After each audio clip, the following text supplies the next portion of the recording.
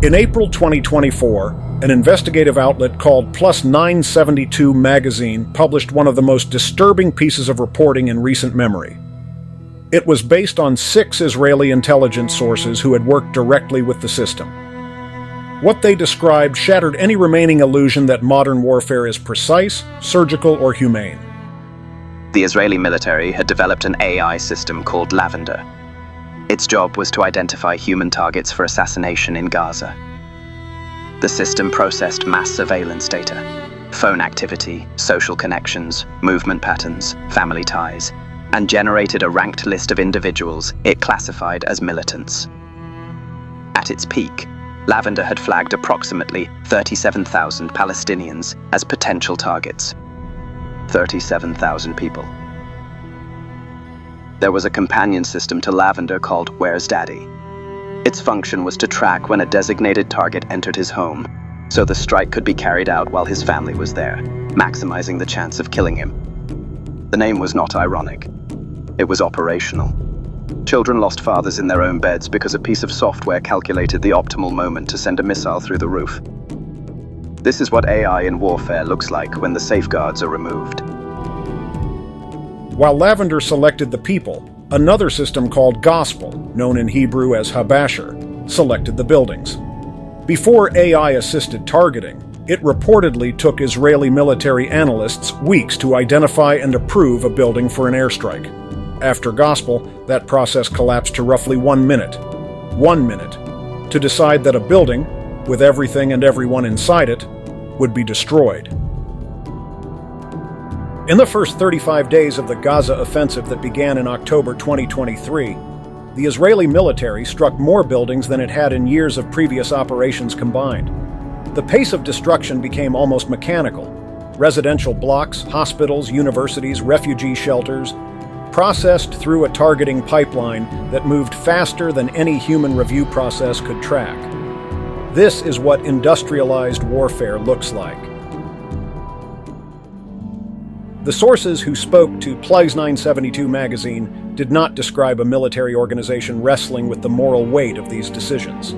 They described bureaucracy, checklists, approval thresholds, a system so normalized that killing families in their homes because a machine flagged the father had become, in their words, routine. Before the bombs come the data, and before the data, someone has to find a way to extract it from the people who carry it everywhere they go, without those people ever knowing. That tool has a name: Pegasus. NSO Group is an Israeli private technology company. Their flagship product, Pegasus Spyware, can silently infiltrate any smartphone, iPhone or Android, without the target clicking a single link. Once inside, it reads every message, accesses every call, activates the microphone, turns on the camera, extracts location data in real time. The target knows nothing. Their phone looks and functions normally, but everything happening on that device is being transmitted to whoever purchased the software. Citizen Lab at the University of Toronto and Amnesty International Security Lab have spent years tracking Pegasus infections across the world. What they found in the Middle East is a documented pattern of surveillance targeting the very people who most needed protection from it. Palestinian civil society organizations were targeted. Human rights lawyers working on war crimes documentation had their phones compromised.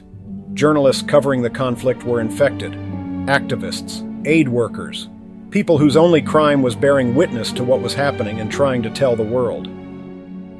In 2021, a global investigation involving 17 major media organizations, coordinated by the Paris-based nonprofit Forbidden Stories, published findings based on a leaked list of over 50,000 phone numbers that had been selected as targets by Pegasus clients.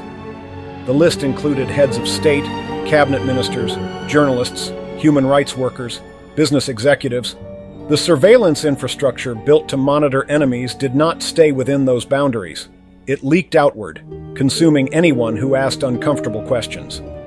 None of this happens without infrastructure, and infrastructure requires money, technology, and the willingness of large, powerful companies to provide both. Palantir Technologies is an American data analytics company founded with significant early funding from the CIA's venture arm, InQtel. Its 2 core products, Palantir Gotham and Palantir Foundry, are built for exactly one purpose: making massive quantities of surveillance data usable for decision-making. Its clients include the U.S. military, the CIA, the NSA, immigration enforcement agencies, and, according to reporting on its international contracts, the Israeli Defense Forces. Palantir's CEO Alex Karp has been explicit about where the company stands.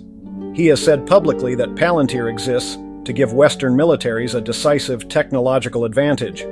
He has framed the company's work as a moral obligation. The death tolls documented in Gaza do not appear to have complicated that framing. When Google initially signed its Project Maven contract with the U.S. Department of Defense, providing AI systems for analyzing drone surveillance footage, more than 3,000 Google employees signed an open letter demanding the company withdraw. They wrote that they did not believe Google should be in the business of warfare. Several resigned. Their concerns were not about national security. They were about the fundamental question of whether artificial intelligence should be integrated into systems that end human lives, and who was accountable when those systems were wrong. Google eventually declined to renew Project Maven, but the contract did not disappear. Other companies moved in. Amazon and Google together signed a $1.2 billion contract with the Israeli government called Project Nimbus, providing cloud computing infrastructure for Israeli government and military operations. When Google employees staged internal protests against the contract in 2024, citing the use of the company's technology in Gaza operations, the company fired 28 of them. 28 people lost their jobs for asking whether their code was being used to kill civilians. The United States government, under multiple administrations, has approved the transfer of weapons, technology, and intelligence support to Israel while the operations described in this video were taking place. The same government that runs the NSA, an agency that conducts mass surveillance of populations across the Middle East, has positioned itself as an arbiter of when surveillance is legitimate and when it crosses a line. Iran has been a particular target of joint American-Israeli cyber operations for decades. Stuxnet, the malware that physically destroyed Iranian uranium centrifuges, remains the most documented example of a cyber weapon deployed in peacetime against civilian infrastructure. It was developed jointly by American and Israeli intelligence agencies. It worked. It also established a precedent that digital weapons could cross borders, disable infrastructure, and reshape geopolitics without a single soldier setting foot in enemy territory. The logic of Stuxnet became the logic of Lavender, technology as a precision instrument that removes the messiness of human decision-making while also removing human accountability. There is a version of artificial intelligence that cures diseases, that makes education accessible, that helps scientists understand climate change, that gives people access to information that was previously only available to the privileged.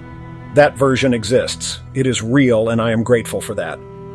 And then there is the version that generates kill lists at scale, that flags 37,000 people for death, that tracks a man entering his home so his family can be bombed alongside him, that infiltrates a journalist's phone because she was writing about the wrong things, that processes surveillance data faster than any human can review it, and outputs coordinates that become explosions in places where children sleep. The question was never whether artificial intelligence was powerful. The question has always been who controls it, what they use it for, and who pays the price when it gets it wrong. In Gaza, in Lebanon, in Iran, in the phones of human rights workers across the Middle East, people are paying that price right now. They paid it while the world debated the ethics of AI in the abstract. They paid it while technology companies signed contracts and posted about innovation on LinkedIn. They paid it while defense budgets absorbed AI capabilities like water into dry ground. The algorithm does not know their names. It only knows their score.